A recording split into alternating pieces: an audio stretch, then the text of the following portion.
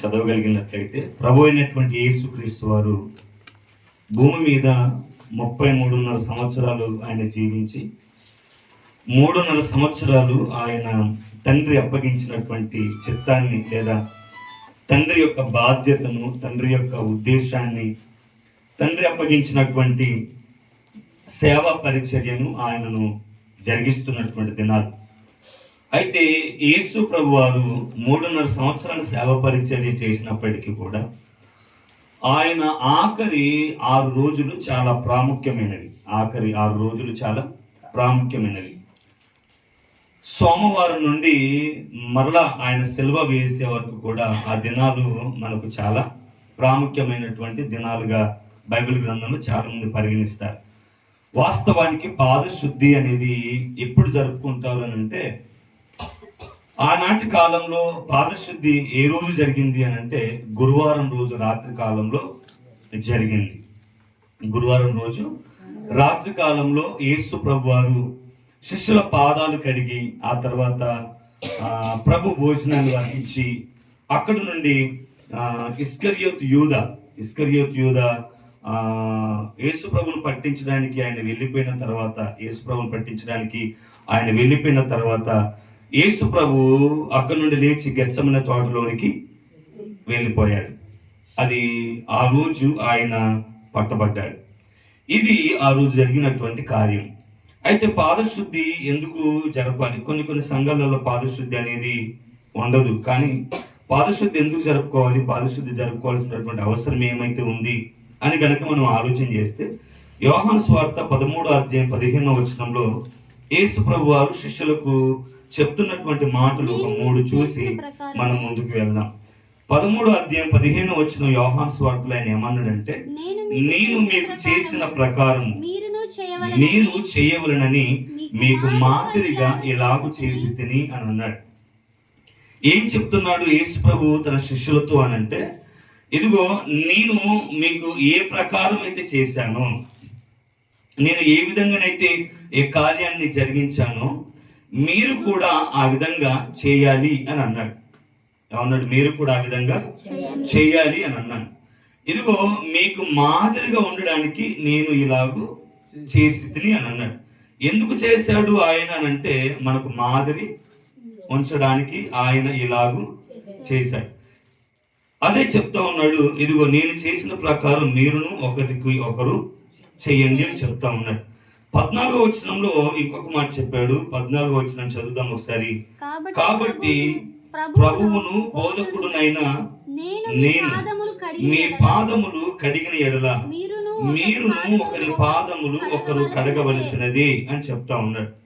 రెండోది ఆయన చెప్తున్నటువంటి మాట ఏంటంటే, ఇదిగో మీరు నన్ను ప్రభువు బోధకుడు అని పిలుస్తా ఉన్నారు కాబట్టి, ఇదిగో ప్రభువును బోధకుడైనటువంటి నేను మీ పాదములు కడిగిన ప్రకారం ఇదిగో మీరు కూడా ఒకరి పాదములు ఒకరు కడగవలసినదే అని చెప్తా ఉన్నాడు. అంటే ఆజ్ఞాపిస్తా ఉన్నాడు, ఖచ్చితంగా మీరు దీన్ని చెయ్యాలి అని చెప్తా ఉన్నాడు.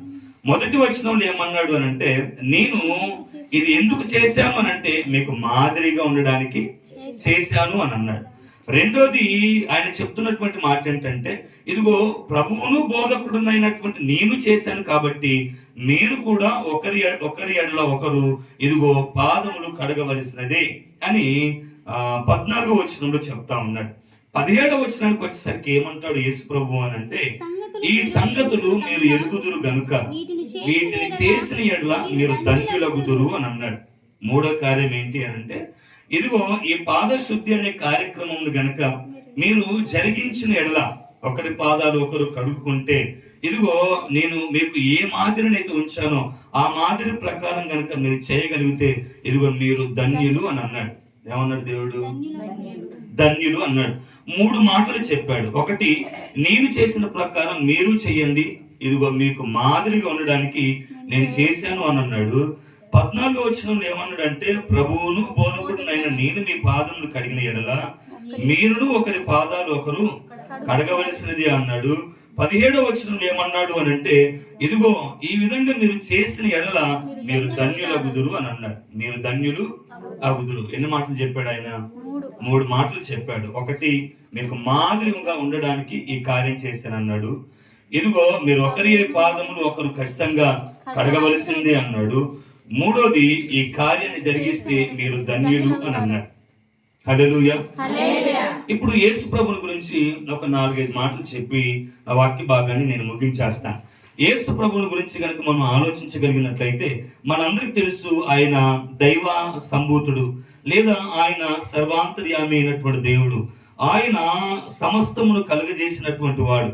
ఆయన లేకుండా ఈ భూమి మీద ఏది కూడా కలగలేదు, గొప్ప దేవుడు అని మనము చూస్తూ ఉంటాం. అయితే ఈ కార్యం చేసింది ఎవరు అని అంటే సామాన్యంగా ఒక వ్యక్తి కాదు, ఒక మనుషుడు అసలు కానే కాదు. ఎవరు జరిగించారు ఈ కార్యం అని అంటే సాక్షాత్తుగా ఇదిగో రాజులకు రాజు ప్రభువులకు ప్రభువునైనటువంటి దేవాది దేవుడే ఈ యొక్క కార్యాన్ని జరిగించాడు. మనము మామూలుగా నార్మల్గా కనుక మనం ఆలోచన చేయగలిగినట్లయితే ఒక మాట చెప్పచ్చు, ఈ లోకంలో చాలా మంది దేవుళ్ళు అనబడిన వారు ఇదిగో వారి పాదాలు కడిగించుకుంటారు, కానీ ఏ దేవుడు కూడా భక్తుల పాదాలు కడిగినట్టుగా మనం ఎక్కడ కూడా చూసి ఉన్నాం. ఎక్కడన్నా ఉందా?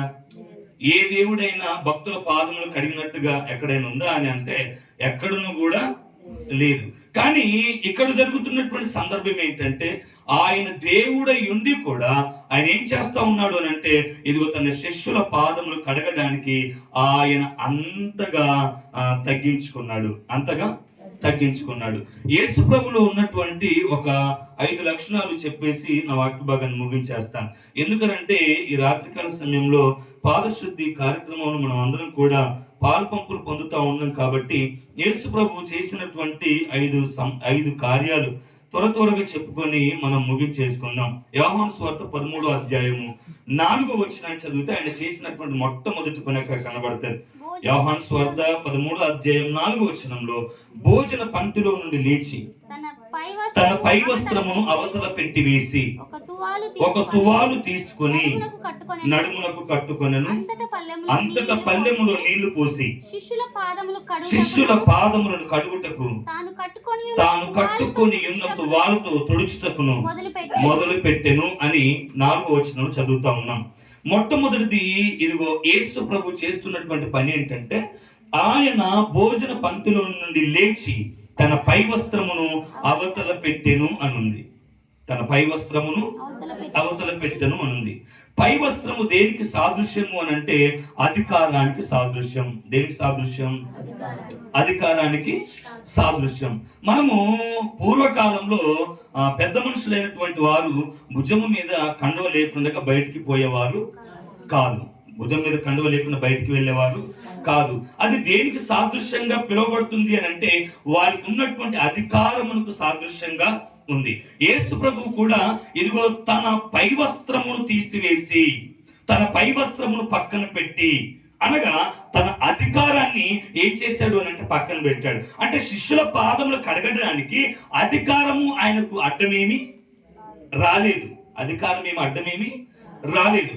ఎందుకు అని అంటే చాలా మంది ఇది పాదశుద్ధి చేసే క్రమంలో ఇదిగో మనకున్నటువంటి అధికారం, ఒకవేళ ఉద్యోగస్తులు ఉంటే లేకపోతే ఉన్నతమైనటువంటి వారు ఉంటే మనకు ఉన్నటువంటి అధికారము ఏమొస్తా అంటే అడ్డుగా వస్తూ ఉంటది. అంటే ఇతరుల పాదాలు కడగడానికి ఆ అధికారం అనేది మనకు అడ్డుగా ఉంటది. కానీ యేసు ప్రభు చెప్తున్నటువంటి మాట ఏంటంటే సాక్షాత్తుగా సర్వాధికారి అయినటువంటి దేవుడే తన పై వస్త్రము తన అధికారమును ప్రక్కన పెట్టి ఇదిగో శిష్యుల పాదములు కడుటకు పల్లెములో నీళ్లు పోసుకొని ఆయన కడుటకు ఏం చేశాడటంటే మొదలు పెడతా ఉన్నాడు. అంటే ఇక్కడ ఏమడ్డు రాలేదు అని అంటే తన అధికారం ఏమీ కూడా చెప్పాలి. తన అధికారం ఏమీ కూడా అడ్డు రాలేదు.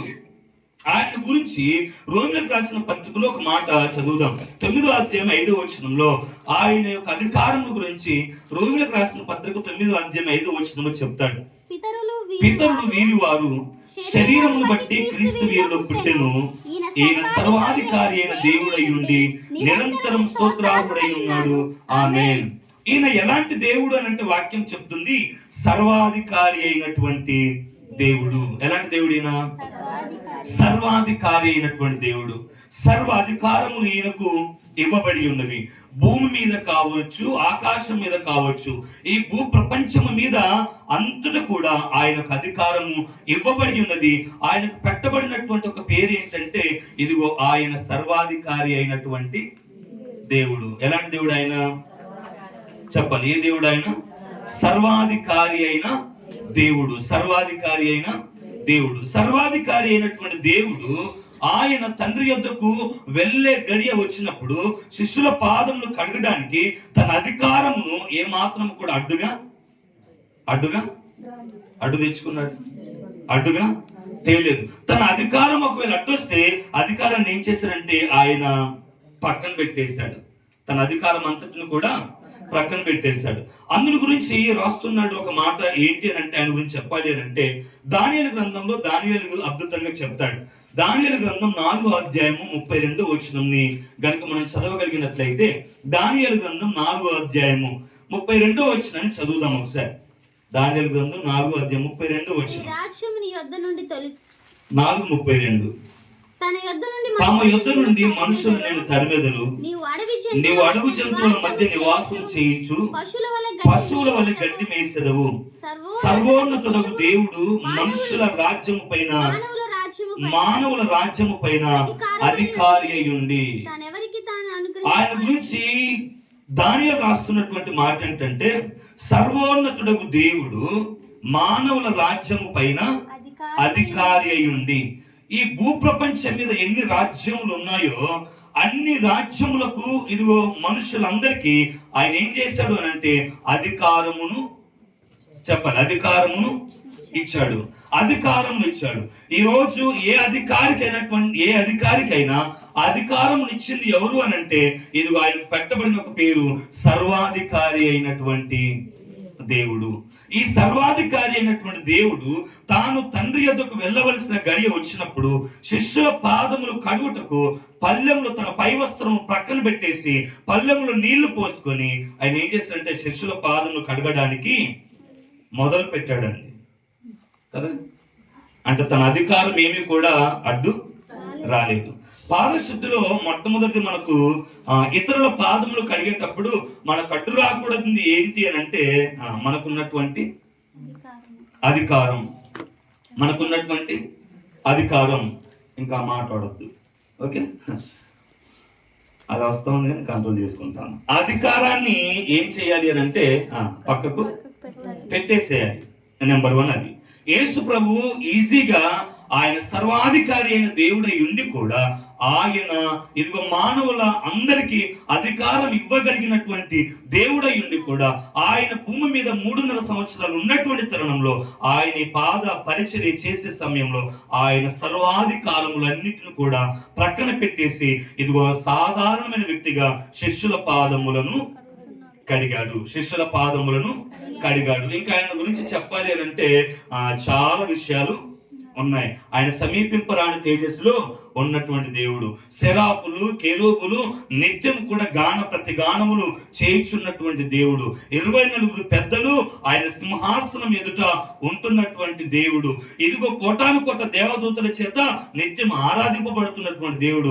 ఆ సర్వాధికారి అయినటువంటి దేవుడు అధికారం అంతటిని పక్కన పెట్టేసి శిష్యుల పాదములు కడగడానికి తనను తాను సాధారణ వ్యక్తిగా తగ్గించేసుకున్నాడు. హల్లెలూయా. మొట్టమొదటిది ఇది. రెండోది చూద్దాం ఒకసారి. అదే 13వ అధ్యాయం 4వ వచనంలో అన్నాడు, ఇదిగో వారి పాదములను కడిగి ఒక తువ్వాలు తీసుకొని నడుమునకు కట్టుకొనెను అని ఒక మాట ఉంది. ఏం తీసుకున్నాడట ఆయన? మనం ఇప్పుడు పాద పరిచర్య చేయడానికి పోతే మన నడుముకు ఒక తువ్వాలు ఉంటుంది, చేతిలో ఒక తువ్వాలు ఉంటుంది కదా. చేతిలో ఒక తువ్వాలు ఉంటుంది, నడుము కట్టుకున్నటువంటి తువ్వాలు ఒకటి ఉంటుంది, చేతిలో ఉన్నటువంటి తువ్వాలు ఒకటి ఉంటుంది. ఇక్కడ చెప్తున్నాడు, ఒక తువ్వాలు తీసుకొని నడుముకు కట్టుకొని పాదములు తుడుస్తా ఉన్నాడు. ఈ యొక్క తువ్వాల, ఈ చిన్న తువ్వాల దేనికి సాదృశ్యము అని అంటే ఇదిగో తగ్గింపు జీవితానికి సాదృశ్యం. దేనికి సాదృశ్యం అట?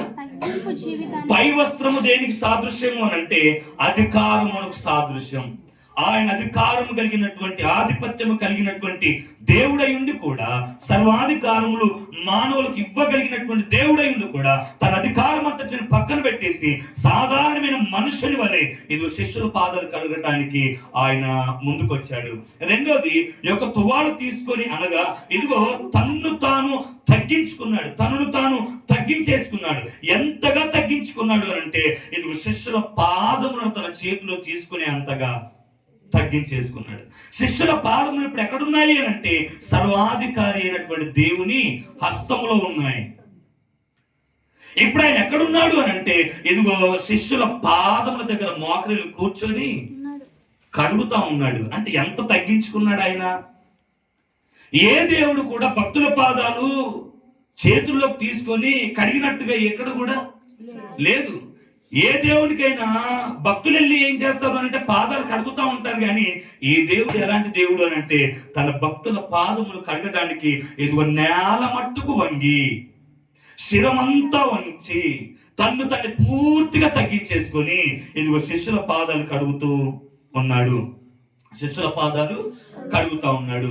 ఒకటి అధికారాన్ని పక్కన పెట్టేశాడు, రెండోది తనను తాను తగ్గించేసుకున్నాడు. ఇప్పుడు చెప్పాడు కదా, నేను ఇది ఎందుకు చేశాను అని అంటే మీకు మాదిరిగా ఉండడానికి నేను చేశాను అన్నాడు. ఏంటి ప్రభువా నీలో మేము నేర్చుకోవాల్సిన మాదిరి అని అంటే, నేను అధికారం కలిగిన దేవుణ్ణి ఉన్నప్పటికీ కూడా నా అధికారం ఏమి కూడా నాకు అడ్డు రాలేదు, అధికారం అంతటిని పక్కన పెట్టేసి నేను శిష్యుల పాదాలు కడిగాను అన్నాడు. ఇదిగో నీలో నేర్చుకోవాల్సిన మాదిరి రెండోది ఏంటి అని అంటే, ఇదిగో నేను సమస్తం కలగజేసిన సృష్టికర్త అయినప్పటికీ కూడా నన్ను నేను తగ్గించేసుకొని శిష్యుల పాదముల వరకు నేను వంగి వారి పాదములను నా చేతిలో తీసుకుని వారి పాదములను నేను కడుగుతున్నాను అన్నాడు. అందుకే మనతో చెప్తున్నటువంటి మాట ఏంటంటే మొదటి పేతురు పత్రిక 5వ అధ్యాయం 5వ వచనంలో పేతురు రాసినటువంటి మొదటి పత్రిక 5వ అధ్యాయం 5వ వచనాన్ని చదువుదాం ఒకసారి.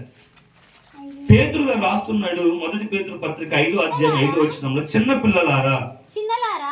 చిన్నలారా మీరు పెద్దలకు లోబడి ఉండుడి, మీరందరూ ఎదుటి వాని ఎడల దీన మనస్సు అను వస్త్రము ధరించుకొని మిమ్మును మీరు అలంకరించుకొనుడి అని అన్నాడు. ఏ వస్త్రం చెప్పండి? ఏ వస్త్రం? ఎవరి ఎదుట ఏమన్నాడు?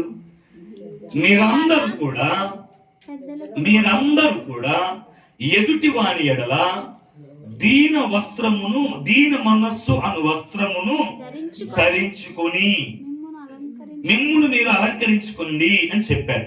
మీరందరూ కూడా ఎదుటి వాని ఎడల, ఇతరుల ఎడల, సహోదరుల ఎడల, సంఘంలో ఉన్న వారి ఎడల ఏ వస్త్రం ఏ మనస్సును కలిగి ఉండమన్నాడు అని అంటే దీన మనస్సు అని అన్నాడు. దాన్నే తగ్గింపు కలిగినటువంటి మనస్సు అని అన్నాడు. ఇప్పుడు ఈయన ఏ వస్త్రమును నడుముకు కట్టుకున్నాడు అని అంటే దీన మనస్సు అను వస్త్రమును కట్టుకున్నాడు. తగ్గింపు అను వస్త్రమును తాను తన నడుమునకు కట్టుకున్నాడు. కట్టుకొని ఇప్పుడు ఏం చేస్తున్నాడు అంటే ఎదుటి వారి ఎడల దీన మనస్సుతో ఈ కార్యాన్ని చేస్తా ఉన్నాడు. ఆయన ఎదుటి వారి ఎడల దీన మనస్సును ధరించుకొని ఈ కార్యాన్ని చేస్తా ఉన్నాడు. మీకు విచిత్రమైనటువంటి ఒక అద్భుతమైన కార్యం చెప్పాలా? అందులో ఎవరున్నారు అని అంటే ఇస్కరియోతు యూదా కూడా ఉన్నాడు. అందులో ఎవరున్నారు చెప్పాలి? అందులో ఎవరున్నారు? అసలు ఇస్కరియోతు యూదా ఎవడు? ఇస్కరియోతు యూదా ఎవరు అసలు? హలో, ఇస్కరియోతు యూదా ఎవరు? శిష్యులలో ఒక శిష్యుడు, అపోస్తులుడు ఒక అపోస్తులుడు, నమ్మక ద్రోహం చేయువాడిలో గొప్పవాడు, బోధకుని పట్టించుటలో గొప్పవాడు, బోధకుని అమ్ముకోవడంలో కూడా గొప్పవాడు, ధనాశలో కూడా గొప్పవాడు. ఇప్పుడు యేసు ప్రభు ఇస్కరియోతు యూదా దగ్గరికి వచ్చి, నువ్వు నమ్మక ద్రోహివురా, నువ్వు నన్ను అప్పగించాలనుకుంటా ఉన్నావురా, ఇదిగో నన్ను పాడు చేయాలనుకుంటా ఉన్నావురా, నీ పాదాలని కడగండిరా, పక్కకెళ్ళని అనలేదు ఆయన. పక్కకెళ్ళని అనలేదు ఆయన. అప్పగించు అని ఎడల సైతం ఆయన అదే దీన మనస్సును కలిగి ఉన్నాడు. నమ్మక ద్రోహం చేసిన వాని ఎడల సైతం ఆయన అదే దీన మనస్సుని కలిగి ఉన్నాడు. ఇదిగో ఇక్కడికి వచ్చేసరికి ఇస్కరియోతు యూదా దగ్గరికి వచ్చేసరికి అందరు శిష్యులు మంచి వాళ్ళే, కానీ వీడు ఒక్కడే మంచివాడు కాదు, వీడిని పాదాలని కడగమని చెప్పలేదు ఆయన. అలా చెప్తే ఆయన దీన మనస్సు వస్త్రములు ధరించుకునేవాడు కాదు. అర్థమైందా? అసలు ఆయనకు ఈ పేరు వర్తించేది కూడా కాదు. ఆయన సాక్షాత్తుగా చెప్పాడు, ఇదిగో నేను దీన మనస్సు గలవాడను అని అన్నాడు. నేను దీన మనస్సు గలవాడను. నేను నీకు మాదిరి ఉంచాను అంటే దాని అర్థం ఏంటో తెలుసా? ఎదుటి వారి ఎడల నీవు దీన మనసును వస్త్రమును ధరించుకొని ఈ కార్యాన్ని చేయాలి. యేసుప్రభు చేసింది అదే. యేసుప్రభు చేసింది అదే. ఏం చేశాడు? అక్కడ ఉన్నటువంటి 12 మంది ఎదుట ఆయన ఒకటే వస్త్రాన్ని కలిగి ఉన్నాడు. అది దీన మనస్సు అను వస్త్రం, తగ్గింపు అను మనస్సుని ఆయన కలిగి ఇదిగో శిష్యుల పాదాలు కడుగుతా ఉన్నాడు. ఏ ఒక్కరి మీద వ్యత్యాసము గాని భేదము గాని ఏమాత్రం కూడా ఆయన చూపించలేదు. అందుకే ఫిలిప్పీలకు రాసిన పత్రికలో 2వ అధ్యాయము 8వ వచనంలో అంటాడు. ఫిలిప్పీలకు రాసినటువంటి పత్రిక 2వ అధ్యాయము 8వ వచనం గనక మనం చదివగలిగినట్లయితే, ఫిలిప్పీలకు రాసిన పత్రిక 2వ అధ్యాయము 8వ వచనంలో, మరియు ఆయన ఆకారమందు మనుష్యుడిగా కనబడి మరణము పొందినంతగా అనగా శిలువ మరణము పొందినంతగా విధేయత చూపిన వాడై తన్ను తాను హెచ్చించుకోలేను అనుందా? తను తాను ఏం చేశాడట? తను తాను ఏం చేశాడు? అసలు తగ్గించుకోవడం అంటే అర్థం ఏంటి? తగ్గించుకోవడం అంటే అర్థం ఏంటి? బంచ సార్, దండం సార్, అదా తగ్గించుకోవడం అంటే? మరి తగ్గించుకోవడం అంటే ఏంటి? అందరి ఇలా అతి వినయ భక్తి నటున కలిగి జీవించి అబ్బో ఎంత బాగా అదా తగ్గించుకోవడం అంటే? మరేం తగ్గించుకోవడం అంటే ఏంటి? తగ్గించుకోవడం ఈయన గురించి రాశాడు, శిలువ మరణము పొందినంతగా విధేయత చూపిన వాడై తనను తాను తగ్గించుకున్నాడు.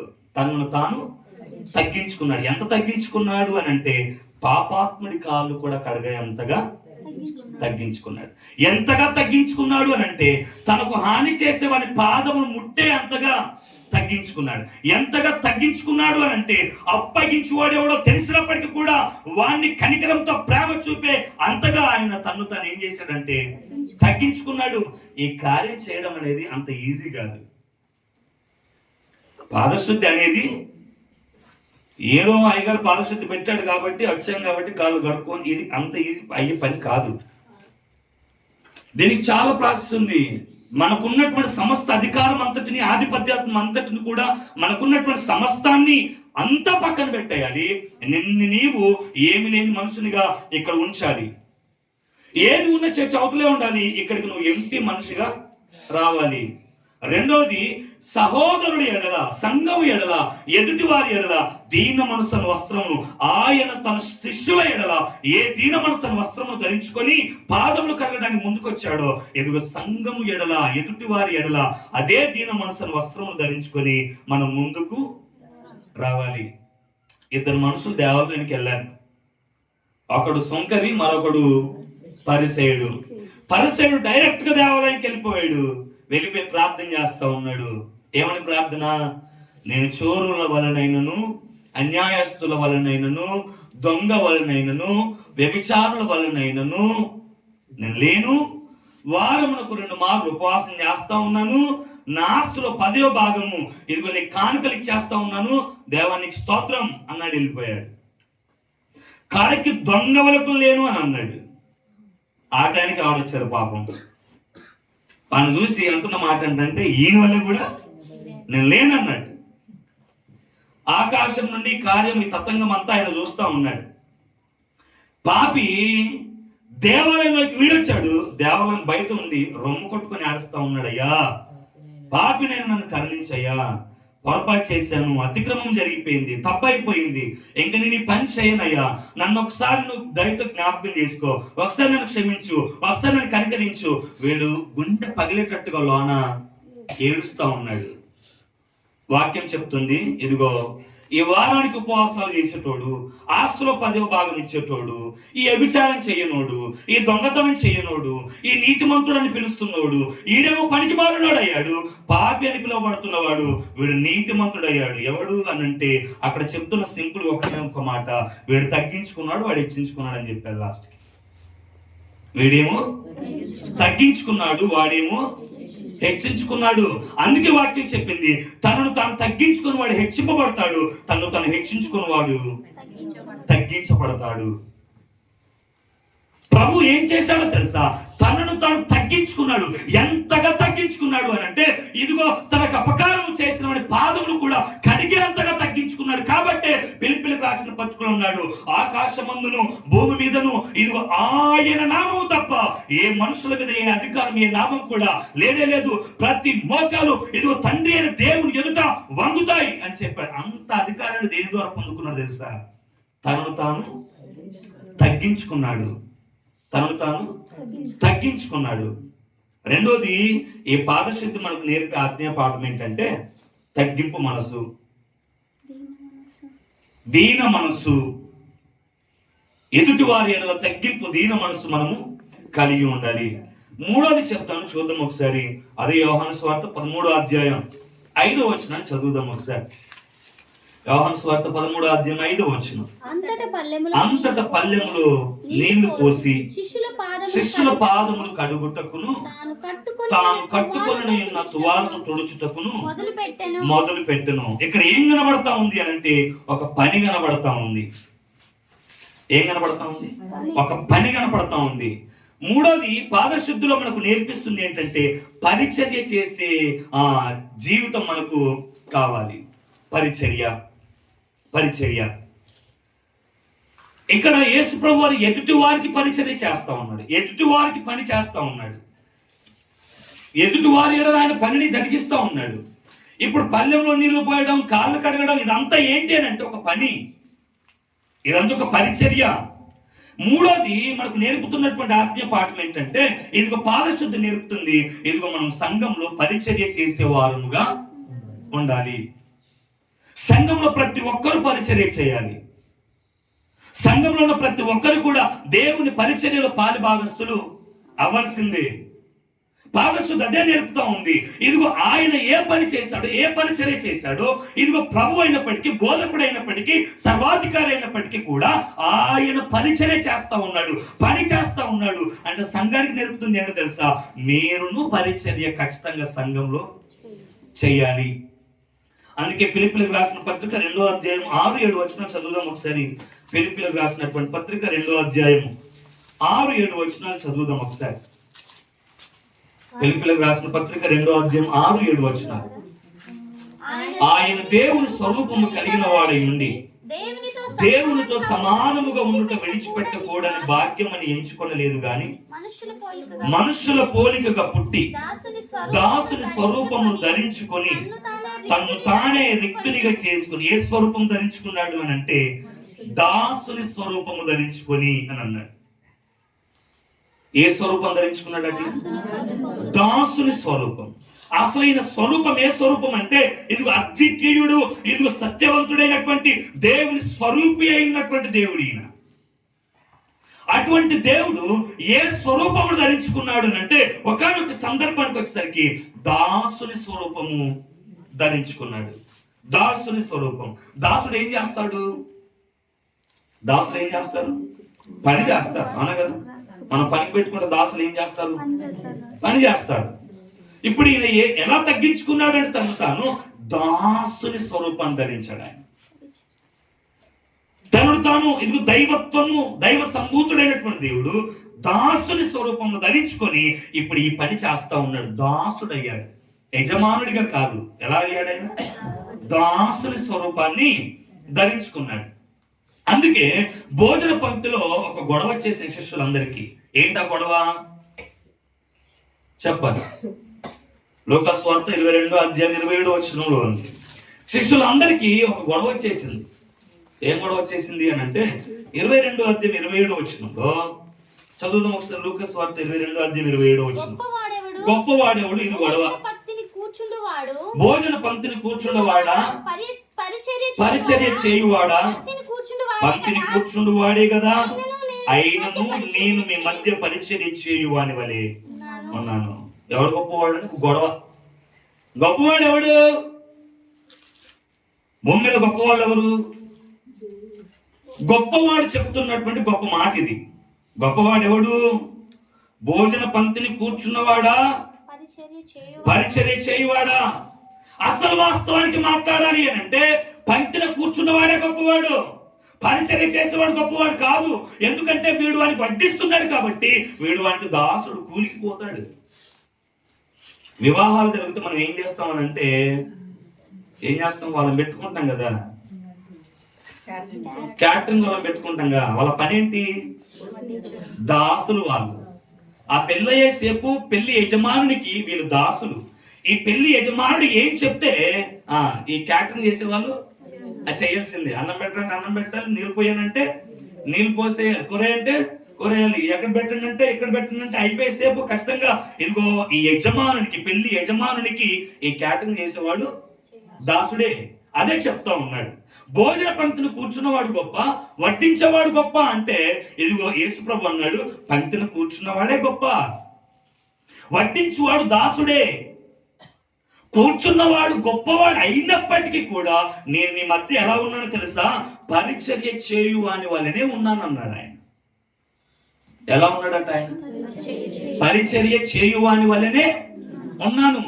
అంటే పరిచర్య చేయించుకోవట్లేదు, కాళ్ళు నొక్కించుకోవట్లేదు, బ్యాగులు మోయించుకోవట్లేదు. ఇప్పుడు మొత్తం ఏమైపోయింది అని అంటే అయ్యగారులకి ఏకంగా కొంతమంది, ఒక అయ్యగారిని నేను చూశాను, ఎట్లంటే అది ఒకవేళ పరిచర్య సంపూర్ణ అది అట్లా ఉంటే నేనేం చేయలేను. కానీ ఆయన అంటే ఒక పెళ్ళికి పోయాను, ఆయన కుర్చీలో కూర్చుంటే ఆ కాళ్ళకు సాక్సులు ఎడు తొడిగాడు, షూస్ ఎడు తొడిగాడు, ఆయన పక్కనే ఉన్నాయి. అంటే నేను అంటాను, పరిచర్య చేయడం ఈ తొడిగించుకున్నోడికి అనంటే తొడిగినోడికి ఆశీర్వాదం. కానీ నేను అంటాను అసలు అది సరైనటువంటి పని కాదు. పక్కనే ఉన్నాయిగా, సరే కాలు చేతులు పోతే ఒకవేళ వాడు చేస్తే అదొకటి ఉంది. నువ్వు మంచిగా ఉన్నావు, గట్టిగా బలంగా ఉన్నావు, లావుగా ఉన్నావు, అన్ని సహకరిస్తూ ఉన్నాయి, వాటితో చేయించుకుంటూ ఉన్నావు అంటే అసలు నీకు ఏ రేంజ్ పెరిగిపోయింది. యేసుప్రభు అంతటి వాడే అన్నాడు, నేను ఎవరితో పరిచర్య చేయించుకోవడానికి రాలేదు, ఇదిగో నన్ను నేనే ఇదిగో పరిచర్య చేయడానికి భూమి మీదకి వచ్చాడు. ఆయన వచ్చి 3.5 సంవత్సరాలు పరిచర్య చేశాడు. గుడ్డి వారికి పరిచర్య చేశాడు, కుంటి వారికి పరిచర్య చేశాడు, మూగవారికి పరిచర్య చేశాడు, ఇదిగో పక్షవాయు గలవానికి పరిచర్య చేశాడు, కుష్ఠరోగికి పరిచర్య చేశాడు, నడవలేనుడికి పరిచర్య చేశాడు, కళ్ళు లేనుడికి పరిచర్య చేశాడు, ప్రతి ఒక్కరికి పరిచర్య చేశాడు. ఆయన అందరికి పరిచర్య చేశాడు. ఆయన పరిచర్య చేయనంటూ వాడు అక్కడ కూడా లేడు, అందరికి పరిచర్య చేశాడు. అందుకే చెప్తున్నాడు, ఆయన దాసుని స్వరూపాన్ని ధరించుకున్నాడు. చాలా మంది ఈ పరిచర్య చేసే గుణము ఉండదు. పాదశక్తి మనకు నేర్పిస్తున్నది ఏంటంటే నువ్వు పరిచర్య చేసే అనుభవము సంఘంలో నీకు ఖచ్చితంగా ఉండాలి. పరిచర్య చేయాలి, ప్రతి ఒక్కరు సంఘంలో పరిచర్య చేయాలి. 3 విషయాలు. ఒకటి, ఆయన తన అధికారం అంతటిని పక్కన పెట్టాడు. రెండోది, ఎదుటి వారి ఎదురు దీన మనసున వస్త్రమును ధరించుకున్నాడు. మూడోది, ఇదిగో ఇతరులకు ఆయన పరిచర్య చేశాడు. 4వది చూద్దాం ఒకసారి. యోహాను సువార్త 13వ అధ్యాయము 8వ వచనాన్ని చదువుదాం ఒకసారి. యోహాను సువార్త 13వ అధ్యాయం 8వ వచనం. పేతురు దగ్గరికి వచ్చేసరికి పేతురు ఒక మాట అంటా ఉన్నాడు, పేతురు నీవెన్నడూను నా పాదములు కడగరాదని ఆయనతో అనెను. అందుకు యేసు, నేను నిన్ను కడగని ఎడల నాతో నీకు పాలు లేదనను అని అన్నాడు. పేతురు దగ్గరికి వచ్చేసరికి పేతురు ఏమంటున్నాడు అని అంటే, ఆయన పాదముల దగ్గరికి వచ్చేసరికి ఇప్పుడు పేతురు భయం వేసింది. మాట్లాడుతున్న మాట ఏంటంటే, అయ్యా ఇదిగో నా పాదములను అసలు కడగద్దు, నా పాదాలను కడగనే, అసలు నువ్వు ఎన్నడూ కూడా నా పాదాలు కడగద్దు అని అసలు ఎందుకన్నాడు పేతురు ఈ మాట అని అంటే, యేసు ప్రభు ఎవరో పేతురుకు బాగా తెలుసు. యేసు ప్రభు అందరిలాంటి మనిషి కాదని పేతురుకు తెలుసు. యేసు ప్రభుని గురించినటువంటి ప్రత్యక్షత పేతురికి ఉంది. యేసు ప్రభు ఎవరో, ఆయన కార్యాలేంటో, ఆయన భూమి మీదకి ఎందుకు వచ్చాడో, ఆయన చేయబోతుంది ఏంటో ఇదంతా కూడా పేతురు ముందుగానే తెలిసినటువంటి వాడు.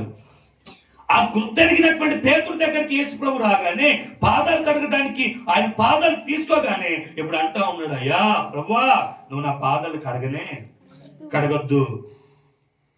అప్పుడు యేసు ప్రభు అంటాడు, నేను నిన్ను కడగకపోతే నీకు నాకు పాలు లేదన్నాడు, నాకు పొత్తు ఏమీ లేదు అని అన్నాడు. అంటే 4వది పాదశుద్ధి నేర్పుతుంది ఏంటంటే సహవాసాన్ని సూచిస్తుంది.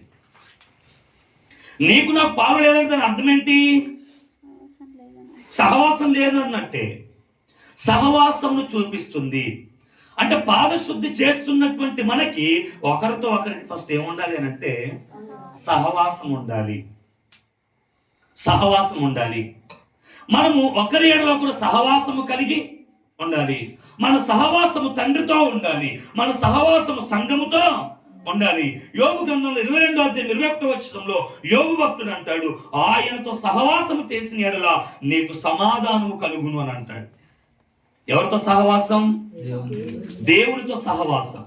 ఆయనతో మనం ఎప్పుడైతే సహవాసం చేస్తామో, ఆయనతో సహవాసం చేస్తా ఉంటే, ఆయనతో స్నేహం చేస్తా ఉంటే, ఆయనతో బంధం కలిగి జీవిస్తా ఉంటే మన జీవితంలో ఏం కలుగుతుంది అంటే సమాధానం కలుగుతుంది.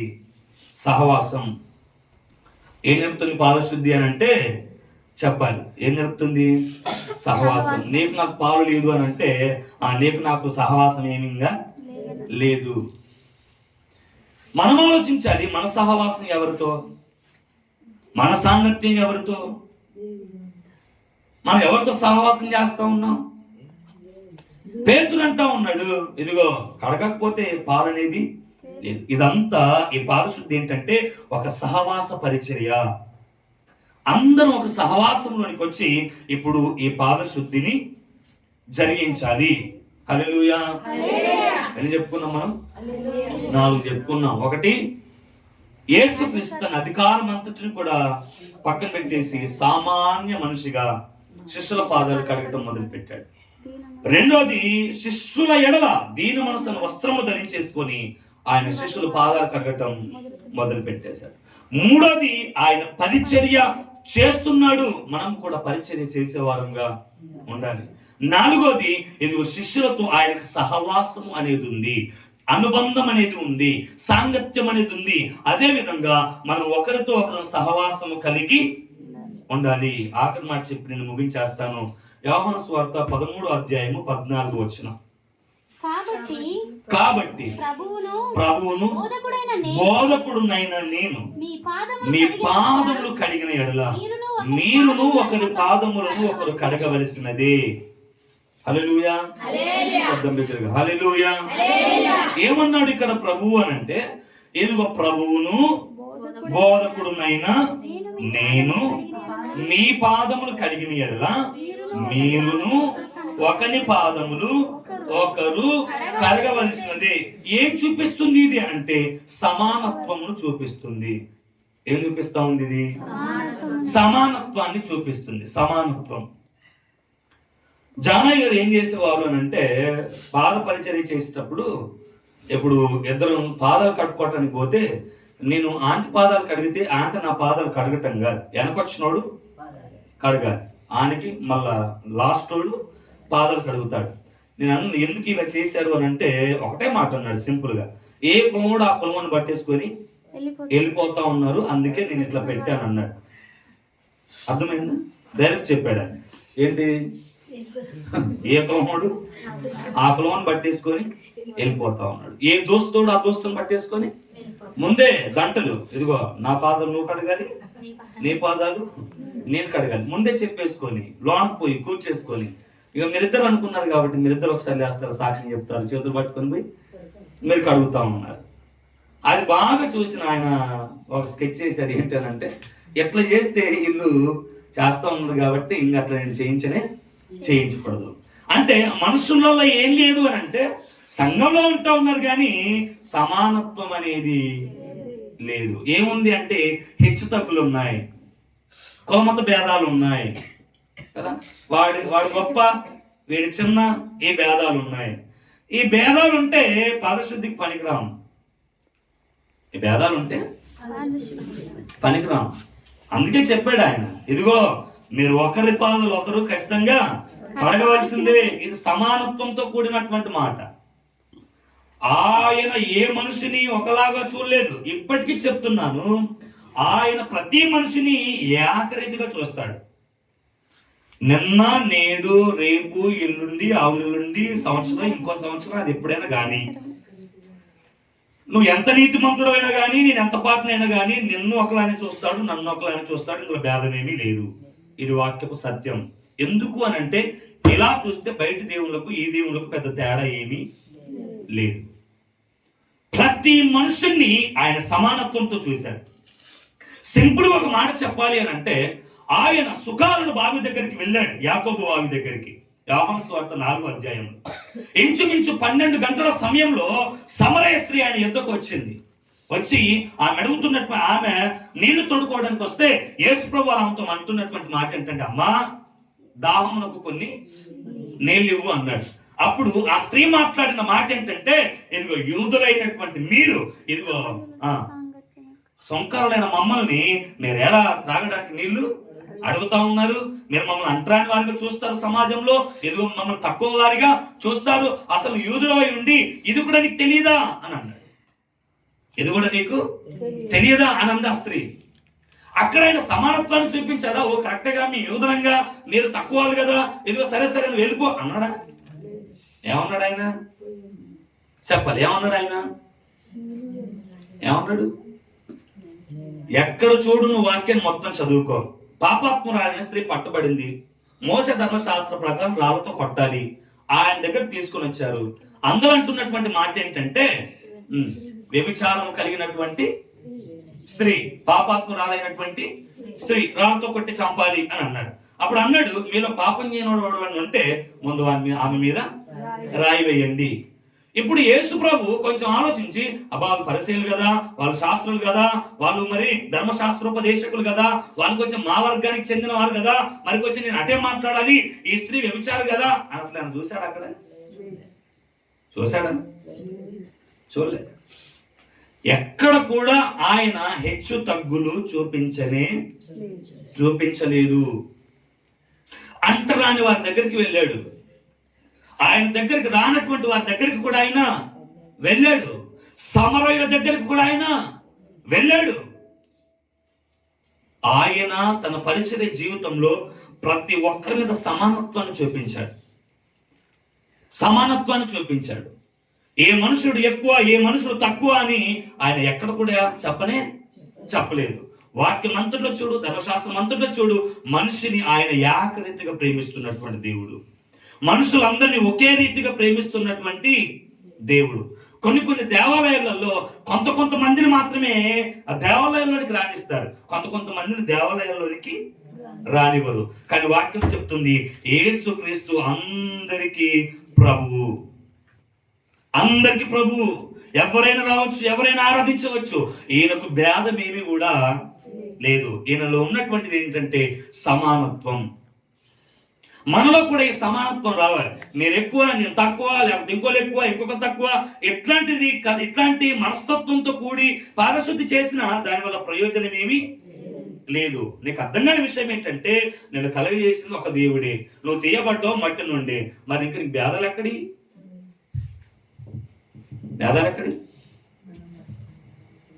అర్థమైందా? కాబట్టి పాదశుద్ధులు 5 మాటలు చెప్పాను. 1, తండ్రి తన అధికారం అంతటిని పక్కన పెట్టి సామాన్యుడైపోయాడు. తండ్రి ఎదుటివారి ఎడల దీన మనసును వస్త్రాన్ని ధరించేసుకున్నాడు. తండ్రి దేవుడే దాసుని స్వరూపాన్ని ధరించుకొని పరిచర్య చేయడం మొదలు పెట్టేశాడు. తండ్రి అయినటువంటి దేవుడే ఇదిగో శిష్యులతో సహవాసాన్ని ఆశించాడు. ఇదిగో తండ్రి అయినటువంటి దేవుడే అందరి ఎడల సమానత్వాన్ని చూపించాడు. పాదశుద్ధిలో పాలు పంపులు పొందుతున్నటువంటి మనం, పాదశుద్ధిని చేయడానికి సిద్ధపడుతున్నటువంటి మనం ఇదే ఆలోచనతో మనము ముందుకు వెళ్ళాలి. అట్టి కృప దేవుడు మనకు అనుగ్రహించును గాక. హల్లెలూయా.